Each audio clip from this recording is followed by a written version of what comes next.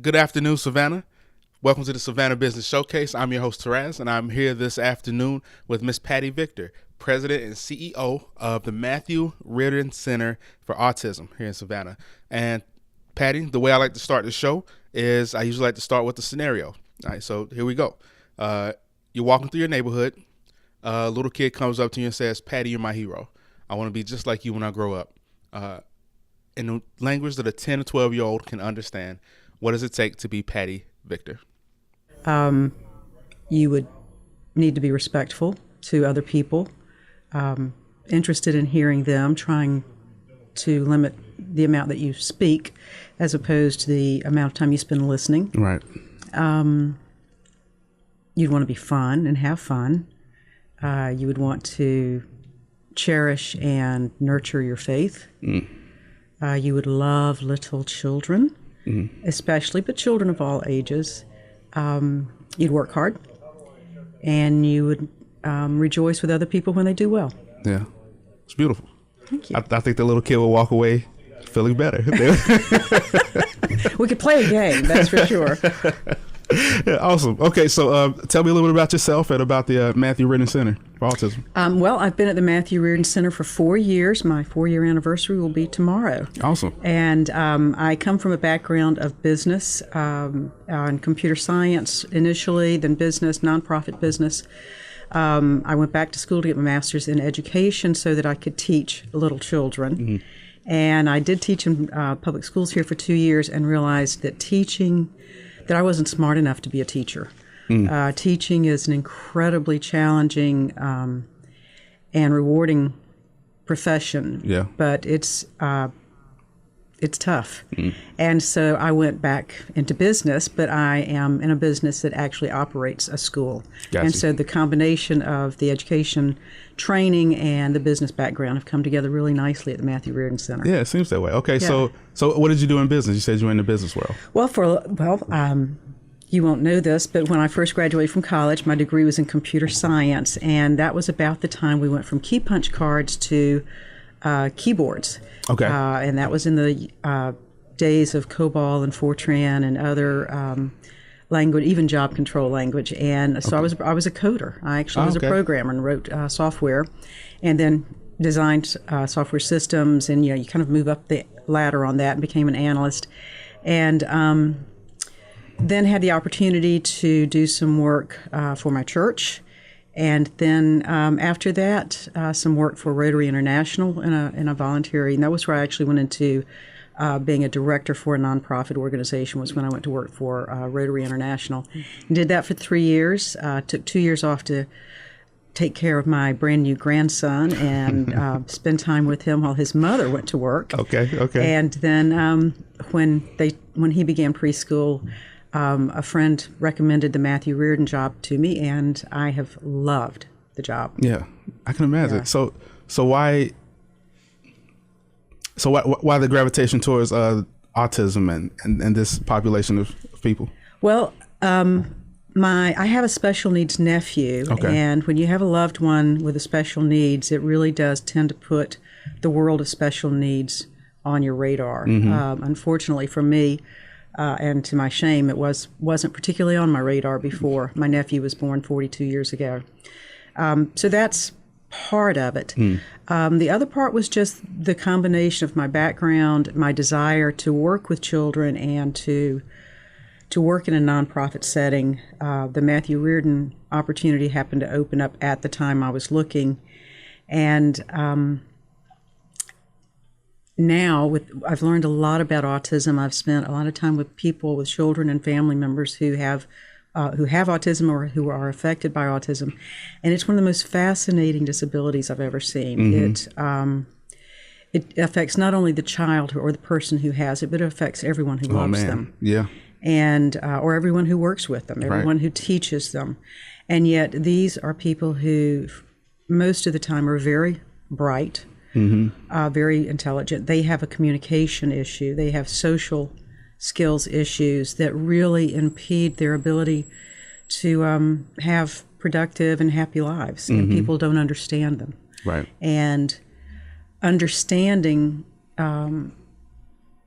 autism and understanding people with autism makes it so much easier to interact with them. It makes it so much easier for them to interact with us because we're not demanding from them what they are unable to give. We are accepting what they can give. We're helping them learn how to give more of what they want to give or what they need to give to do well in their lives. Yeah.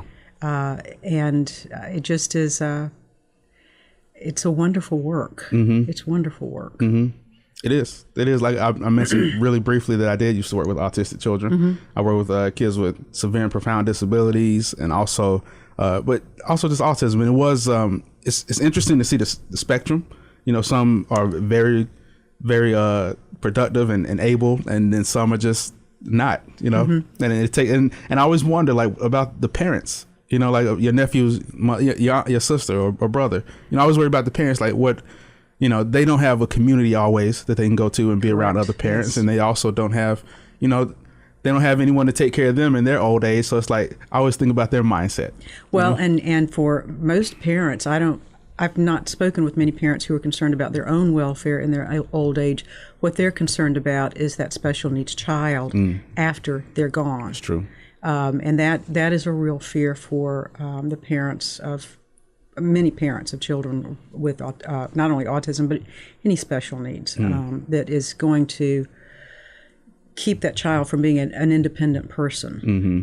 That's a great fear for parents is, you know, what will happen to my child after I'm gone? Yeah. What do most parents do? Well, it's interesting. That boy, talk about a segue. As you mentioned earlier, we are going to have our third conference in 3 years. It's coming up on March the 2nd, and it will be at the Coastal Georgia Center. Okay. And in each of these conferences, what we really have striven to do and continue this year as well is to speak to family members who are or caregivers for people with autism, to speak to the educators, the teachers, the therapists who are going to work with children or individuals with autism, and to also speak to people who have autism and help pull together the pieces of education, of behavioral training, of communication training, of social interaction, therapeutic skill development, and pull all of those pieces together so that people with autism can live productive lives. And all of us depend on other people for our lives to different degrees in different settings, different situations. I mean, I depend on my teachers at work. They are part of my workday. My workday would not be successful if my teachers were not if they were not succeeding in the classroom. Right. And my you know, in your family, you're dependent on your spouse, or you're dependent on your parents, your siblings for different emotional support, for psychological support, sometimes for financial support, just for company. And people with autism are the same, but they may need different aspects of life. There's nothing about a person with autism that there's no characteristic that each one of us doesn't have. Yeah. They just have it to a degree that it interrupts or disorders. That's why it's called Autism Spectrum Disorder. They have a particular personality trait or a particular communication issue or a particular social issue to the degree that it disorders their life. And we, on the other hand, will have the same characteristics, but in a different degree, to a different degree, so that it doesn't disorder our life. It may enhance our life. But anything, if you have too much of it, is going to become a disorder. That's true.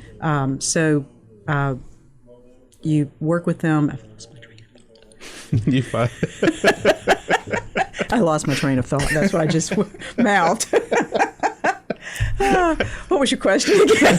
It's fine. We'll keep it going. No, I know now. Okay. So our conference, that was what we started. Yeah. Our conference, one of our speakers is going to be Tom Kohler, and Tom is from Savannah, and he is the executive director for the Chatham-Savannah Citizens Advocacy Organization. Okay.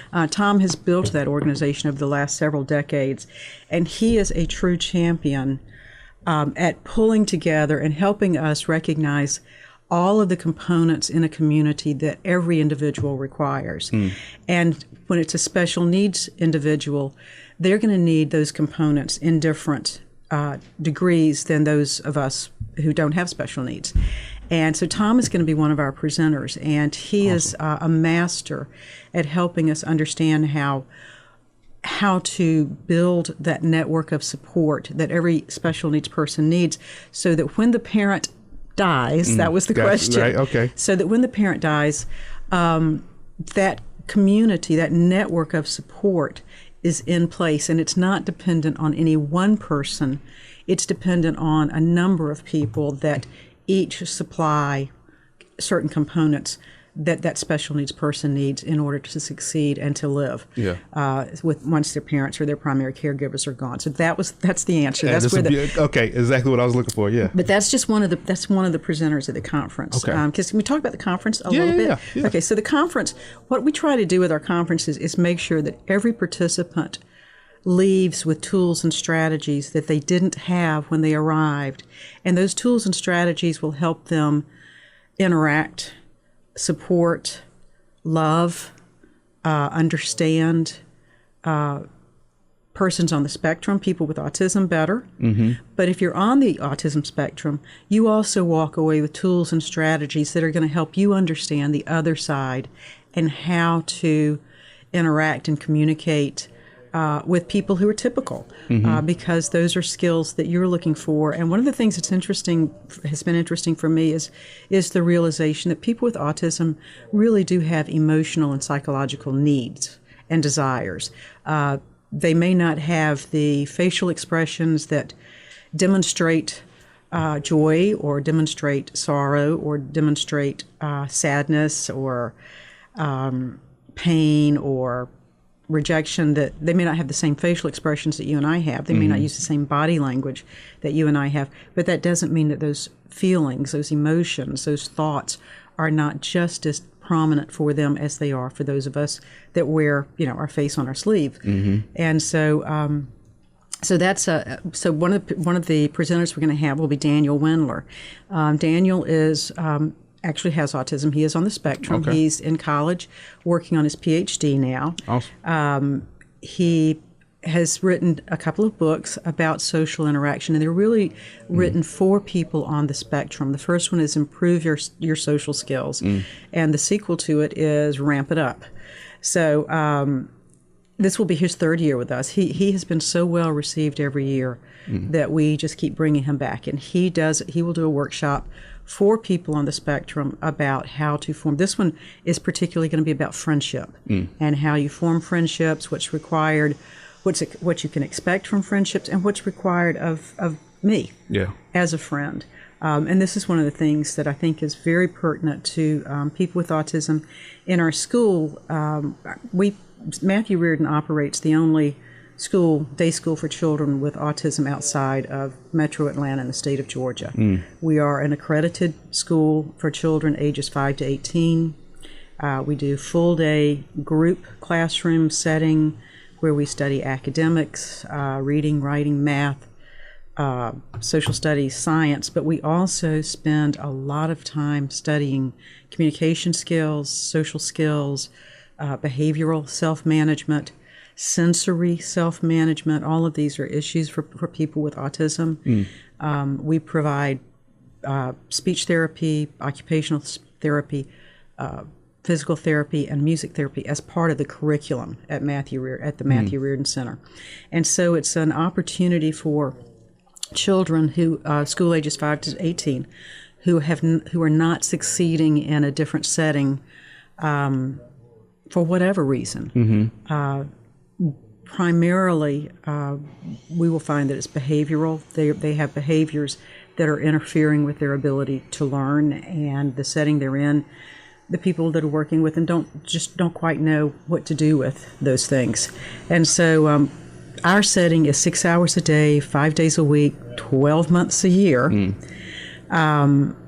working with kids on the spectrum. Our staff is very skilled in working with children who have autism and helping them overcome the behaviors that interfere with their learning, helping them learn to communicate more clearly what they know and what they need to know and what they want to know, helping them with their social skills in terms of how to interact with other people, how to make a friend, how to be a friend. Most of the children, when they come to us, have never had a friend. And if you can imagine a 14-year-old who has never had a friend, it pulls on your heartstrings. But a lot of times kids may want a friend and they don't realize they have to be a friend in order to have a friend. And so we work on those skills. When parents first come to us, when we're in the application process for admissions, my school director will be observing the child, and I'll have a conversation with parents just to kind of get an idea of why they're coming, why they're interested in our school now, why of all times. And almost without exception, the top two reasons is, number one, their child is not learning where they are, and they believe their child is capable of learning. And the second one is the child is being bullied, and the school can't stop it or won't stop it. And so those are the two things that you can be sure won't happen where we are, because none of us are typical. So not normal is exactly what we all are at the Matthew Reardon Center. And it's been very effective because we do work, we take children, as you said, it's a spectrum. And that spectrum may be an intellectual spectrum, it may be a behavioral spectrum, it may be a communication spectrum, it may be a combination of all three. We will meet a child where they are. Our teacher-student ratio for elementary classroom is 2 to 1. And for middle and upper school is 3 to 1. Oh, wow. So our teachers will know the students almost as well as their parents do. And so they're able to build relationships with those children and really effectively assist that child in learning whatever it is they need to learn. And we have a student right now who came to us. He's 13. When he came in, he was reading on a first grade level, and his math didn't register. He was, I guess he was going into the 4th grade. And over the last 2 years, he has gained 3 grade levels in reading comprehension each year. So that's 6 years in 2 that he's covered. That's crazy. It's crazy. And he's gone from registering no math skills to being at the end of the 2nd grade level. And so, and he's been able to do that because his behaviors, his perseverations, his focuses that were inhibiting his ability to learn, he's learned to manage. And so they're not the issue for him that they were 2 years ago. And those are our successes. We're not looking to graduate students. We are looking to prepare students to go back out into the world and succeed. So. And I bet a lot of the success has to do with just being around other people like them, and being around teachers that understand that care fully. Right, and just you're in a setting that is really designed for you to succeed. It's demanding, but it's demanding in ways that a child can learn to succeed. And we use applied behavior analysis, which is an evidence-based methodology. And what we do is we observe a child, we make a plan for whatever the presenting issue is, whether it's they can't sit still long enough to listen, or they can sit still, but when they're sitting still, they're not listening, or if they're not listening, what are they doing? Are they distracted by things that they're seeing? Are they distracted because they have sensory issues and the fluorescent light is affecting them, looks like a strobe light to them, so all they can think about is trying to not look at the light, not see the strobe. But it takes observation, assessments, evaluations to, and we have board certified behavior analysts who are experts in this, and so they make those assessments. We come up with a plan for how to help a child on whatever this particular thing is. We implement that plan, and then we take data to see if it's working. And if it's not working, then we change courses. That's right. And we do that constantly, every day, every week, every month. It's not, in some settings, you'll have an individual education plan that will be written once, and then it's reviewed a year later. and it's, when it might be updated, and then it's reviewed a year later. And a year in the life of a child is a long period of time, where we are able to bring in parents for conferences monthly, if that's what we need to do. Parents can see, we have an online system that allows parents to see daily what their child's day has been like. Our teachers also communicate with our parents constantly, even if it's just a text message at the end of the day that says, little Michael had a great day today, or Sean came in and he seemed very tired. Did he sleep well last night? Because sleep disorder is a very common symptom or common condition with autism. So it's a tight community. We're very much like family. We kind of have to be. We really do, and we're able to, because it's such a small group, and because we stay in such close touch with each other, we know what's going on. We had, in fact, the child I was telling you about who grew 6th grade levels in 2 years. There was a period of time during there where his family was homeless. Oh man! And we were able to help them find some assistance and try to minimize the impact of that, but also knowing at school what was going on at home to accommodate that. And so, again, because we're a private organization, we are able to do some things that public schools are by law are not allowed to do, in terms of in the public setting, which you completely understandable. If you offer it to one, you have to offer it to everyone. Everybody. And in our setting, if only one person needs it, then that's who gets it. And so we are able to maximize our resources. Awesome. So I guess quickly back to the conference real quick. So you said you started with Matthew Reardon Center 4 years ago, right? Ish, right? 4 years ago. Tomorrow. 4 years ago tomorrow. That's right. And 3 years ago is when the conference started. We did. Okay, so I'm assuming you had like a large hand in starting the conference, right? Well, it was a funny thing. I was learning about autism, and I walked outside, and I had a new advocacy director, Faye Montgomery, who was fabulous, and she is an autism mother, and she was my first employee that I hired. Okay. And so I walked out to her and I said, "What would you think if I called Temple Grandin to see if she would come to Savannah?" Yeah. And she said, "Oh, that'd be great." So we just ha ha ha ha ha, laugh. So I got online and found Dr. Grandin's agent and contacted her, and got a response that yes, she would be happy to come to Savannah. Awesome. Okay, so she came to the first one. So when I went out in the hallway and I said, "Faye, you're not going to believe this, but Dr. Grandin is coming, so I guess we're going to have a conference." So we built the first conference around Dr. Grandin, who was an extraordinary draw. We had no idea. She is the rock star, of course, of the autism world. Had no idea. She's got some amazing TED Talks. I mean, it's crazy. And she's coming back in 2019. Awesome. So we're excited about that. But her celebrity provided the opportunity for us to speak to a lot of people. We were at the Coastal Georgia Center, whose capacity is 400. Okay. And we were hoping for 200, and we sold out within 30 days of registration going up online, and actually had a wait list for another 392 people. Wow. So that Dr. Grandin agreed to do 2 sessions for us, and one was not related to the conference. The other was just a community event, but we sold it out in 2 weeks. So, but it really helped us focus on what the participants who wanted to come see Dr. Grandin would be wanting to learn. And so we sort of divided the conference up into 3 tracks, one for educators, one for family members and caregivers, and then the other for people who are on the spectrum. And that has proven to be an audience that is looking for the kind of training and instruction and information that we provide at our conferences.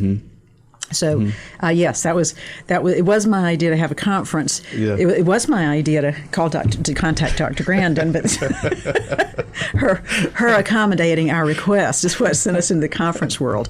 And as I say, this conference this year is just a 1-day conference. Okay. Our prior conferences have been 2-day conferences. We have a lot going on at the center, and I will tell you about that more. But we decided, because we have so many things going on at the center, this year that we would do just a one-day conference, because conference planning, if you've ever done it, is quite a task. So, but our keynote speaker this year is going to be Lydia X.Z. Brown. Okay. And she's a leader in disability policymaking and disability rights. She is going to speak on ableism and on disability advocacy, neurodiversity. Fascinating lady, brilliant. She, of course, is herself on the spectrum. And has experienced a great deal of discrimination because of her disability, even though she's really quite brilliant. So she's going to bring an interesting perspective, I think, particularly, well, for everybody, for parents and caregivers, for people on the spectrum, that people with disabilities do have a right to expect respect and opportunity, and to advocate for themselves in situations where maybe discrimination is a part of the issue. We also have in education, we're going to have interesting speakers there. Jennifer Phillips, who is working on her doctorate at Emory University, is going to speak to educators about designing a classroom to include the needs of special needs children in the design of their classroom. Classroom management, classroom design is a big part of classroom management. And teachers are always looking for better ways to manage their classrooms. And so she's going to speak specifically to classroom design, because as our classroom settings move more and more towards inclusion, where special needs children are mixed in with typical peers, there are certain components in the classroom that become especially important for those special needs children so that they are able to succeed in that setting. Gotcha. And so this is what Ms. Phillips is going to talk about. We're also going to have Attorney Christy Calbos is going to come back, and Special Education Advocate Debbie Dobbs will be there. And they're going to talk about the federal IDEA law that guarantees the rights of people with disabilities, but it also speaks to teacher responsibilities, classroom responsibilities towards those individuals. And we're going to give teachers, particularly, a lot of times special education teachers will already know these things, but general ed teachers don't. And general ed teachers now have special needs children in their classrooms, and particularly children with autism who have no intellectual disability, but they have crippling communication skills or crippling behaviors that they are struggling to manage. And so we're going to be really speaking to those requirements, those needs that teachers have as well. So that, I think it's going to be a strong learning experience for everyone who attends. Awesome. Okay. So you're at the very top of the organization, so I'm always curious about this. But what is and then we'll have to take a quick break. Okay. But what is in 2 to 3 sentences, what would you describe the mission of the Matthew Reardon Center? The mission of the Matthew Reardon Center is to provide support services to people, primarily children with autism and their families, to provide the support services and the education services that are required in the community at large, as well as to them as individuals, so that those children, those individuals, and those families will succeed, and so the community as a whole will benefit from all of our citizens, all of our neighbors, everyone has something to give, everyone has value and something to contribute to the community, and we're here to help people learn how to do that and to help other people learn how to look for it. Beautiful. Okay, so real quickly before the break, how can people find out more about the Matthew Reardon Center and the conference? Well, the conference, you can go to www.2018autismconference.com. Okay. Or you can just Google the Matthew Reardon Center. You can Google Autism in Savannah, and we will come up. All right. Beautiful. All right. Well, thank you, Savannah, for listening. Don't go anywhere yet. We'll be right back with the lightning round.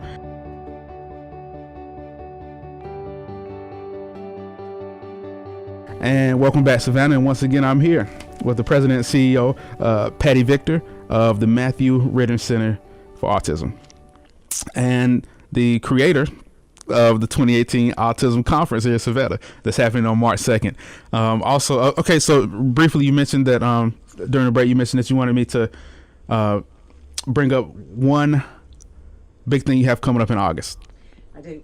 Thank you. Yes. We are expanding our facilities. We're moving to a larger facility out at Savannah Mall. Okay. And we'll be increasing our enrollment in the day school for children ages 5 to 18, but we will also be establishing a preschool for children with autism. And the preschool model has 30 years of data behind it that shows that it is extraordinary at helping very young children conquer, master the challenges of autism. This will be a preschool for children ages 16 months through 5 years. It's what's called an inclusion preschool setting. So what that means is that for every child who has autism, there will be 2 children in the classroom who do not have autism.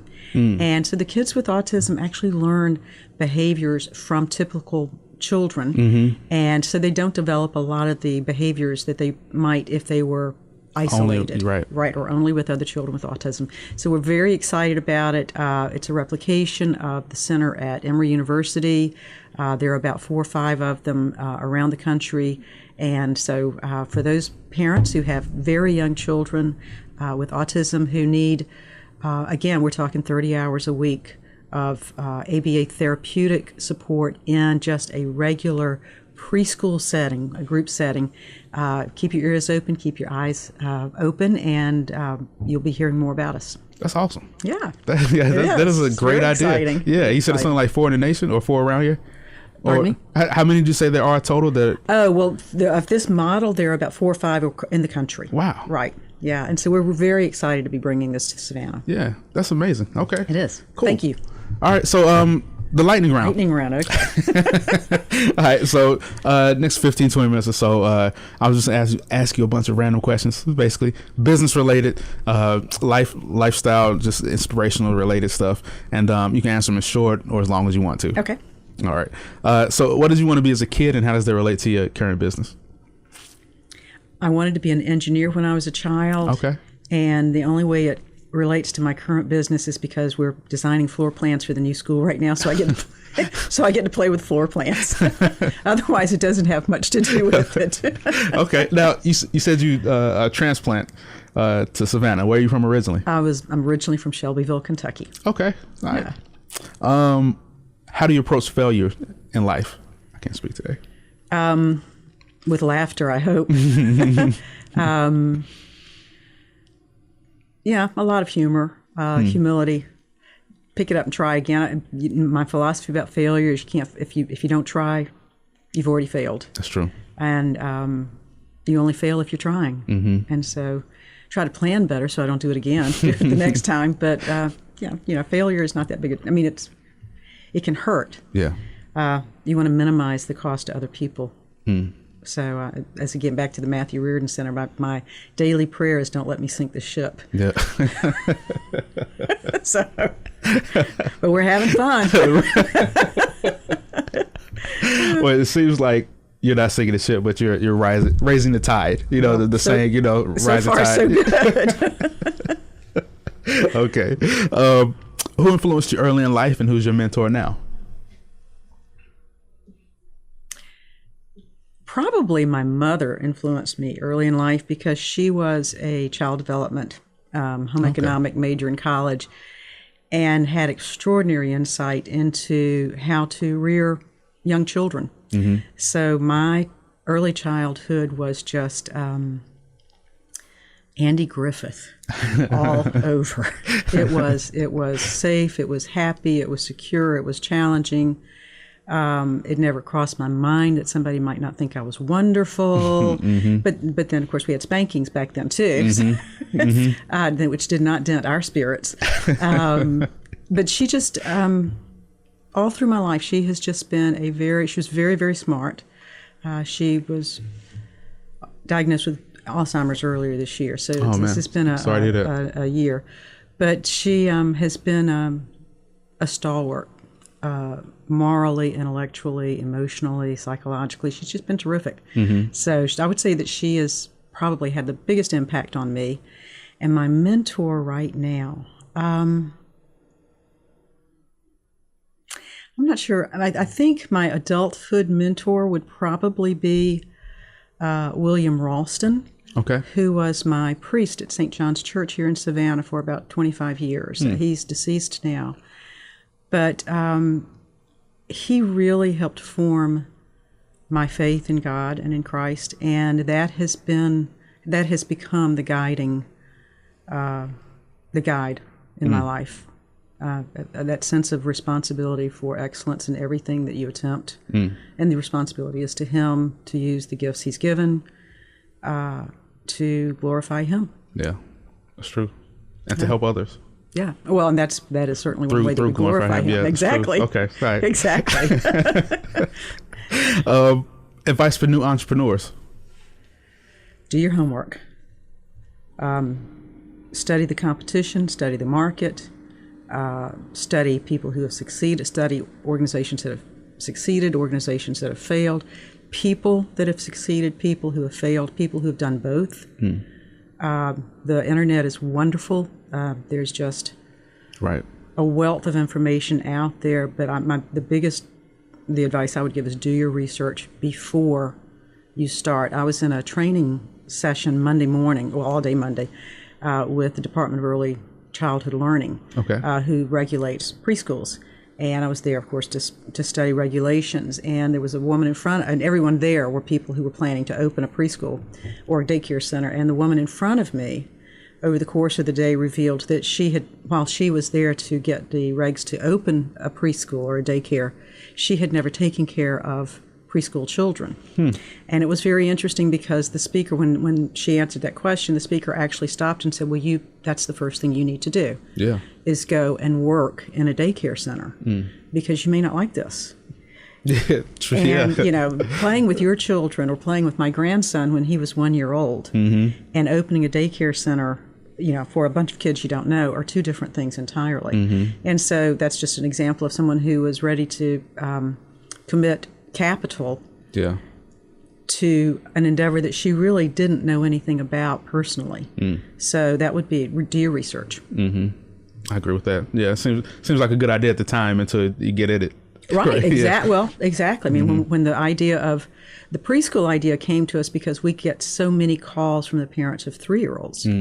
And there just really isn't anything here for 3-year-olds who need intensive therapeutic supports. And yet we know that the earlier we provide intervention, that intensive intervention, the better the outcome for that child is going to be. So a child who begins to receive intensive therapeutic services when they're 3 is going to do vastly better than the child who begins to receive them when they're 8. And that's just scientific evidence that shows that. So, but we had to research who in Savannah does this. Does anyone do this? Who in the state does this? What kind of models are we going to reinvent the wheel, or are we going to find a model that already works? And it's a process. Is it even worth it? Exactly. And if it's something that's going to require and financial investment, is it going to break viable? even? Is it viable? Exactly. Or are you just going to dump your savings in it and walk away with debt? Yeah. So there you go. Tell me a story about a failure.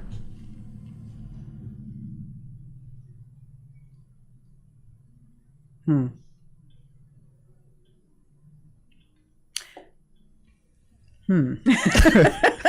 going to take the easy way out. I was married when I was 18. Okay. I had a child and I was divorced when I was 20. So, okay. All right. So you're from Kentucky. That's a public failure for you, which is easier than going back to the really personal one. That one's public record.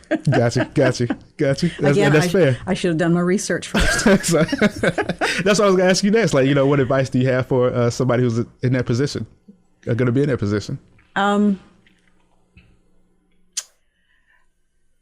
My first thing would be to take a really long look at my own contribution to that failure. It's easy in failure to look around and see what other people did that wasn't it, or what other components outside of your control were part of that failure. And there usually are external components to failure. Right. But start with looking at my own. Yeah.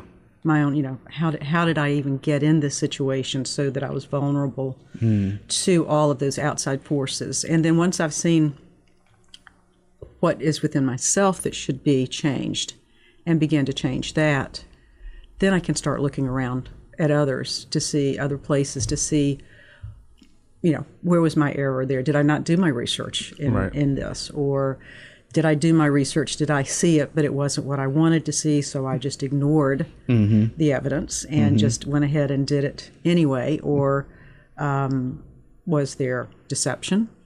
Yeah. Was there naivete? Was there, there's usually a reason we fail, and we usually have a hand in it. It's true. We may not even have the biggest hand. It might be if you're doing something you're dependent on, an outside agency or an outside patron or something. You could something may happen externally, but even that, you consider, even with that, if you're planning well, you're planning for sustainability. You're planning for the unexpected, or for what is coming. It may come. You may be expecting it in 20 years, and it comes in 3. But again, there's always a component to me. Yeah.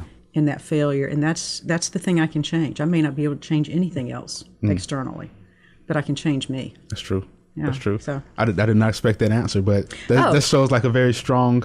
What would you do? No, I just didn't expect the answer. I don't know if I would have said that answer, but I guess I would do something similar. I don't know what I would do. Yeah. I don't have the right answer, but that was right. Of course I failed. Congratulations. Of course. Yeah, and my wife lets me know it periodically. Yeah, I didn't expect the answer because I have to, like, whenever me and my wife get in a discussion, an argument, a heated debate, right? If it's not an argument, even if it's not life or death, or, it's just, I have to think about it, like, how did I contribute to the argument? What did I do to spark it, if I sparked it, Well, and how could I have resolved it before it got to that point? Right. Or maybe, what am I doing that causes her to be irritated with me? Or what did I not do that I said I would do that now it's, yes, always me first.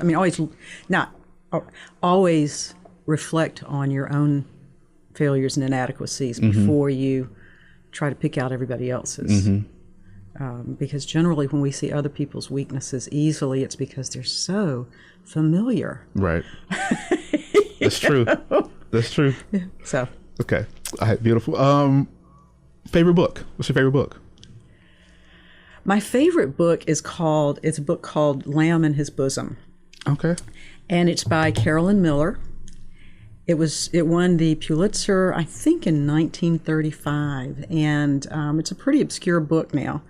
I've read it probably a half dozen times. And it is the story of a young woman who comes to the pioneer edge of Georgia. And her family, her mom and dad bring her here from North Carolina. They migrate here from North Carolina. And it opens about 20 years before the Civil War. And Savannah figures in it. Okay. It's a very descriptive piece of literature, and so as some, if you're from this area, as you read it, it's easy to see the picture of the story in your mind visually, to visualize it.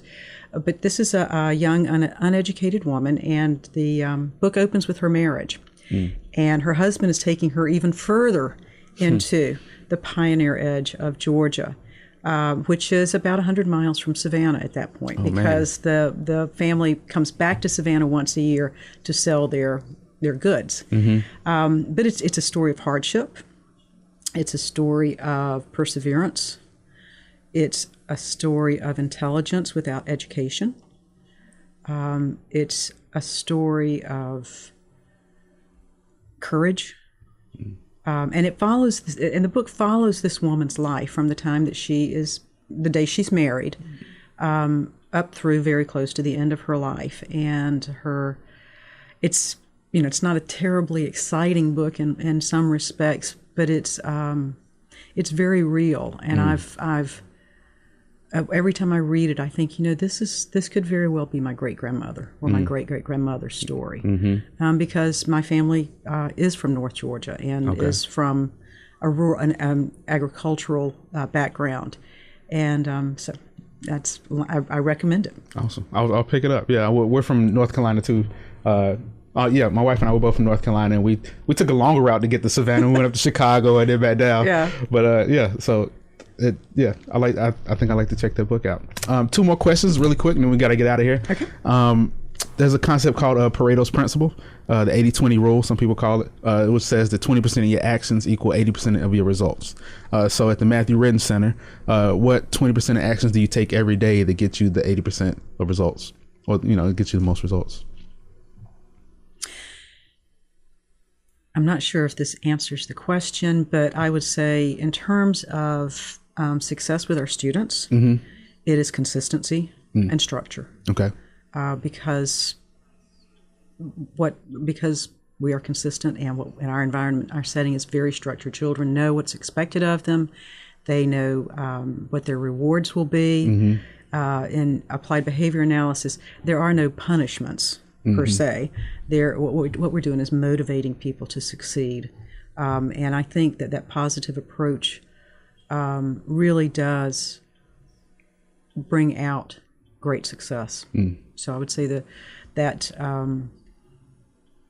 for teachers who are accustomed to being consistent and structured, that's only about 20% of the day. The rest of it is the specifics that are offered within those 2 parameters. Gotcha. And for students, I think it accounts for about 80% of their success, because they know what's expected of them. They know they're learning the skills to succeed, and that we will keep on until they do.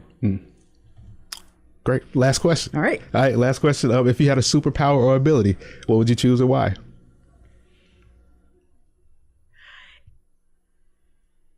If I had a superpower or ability,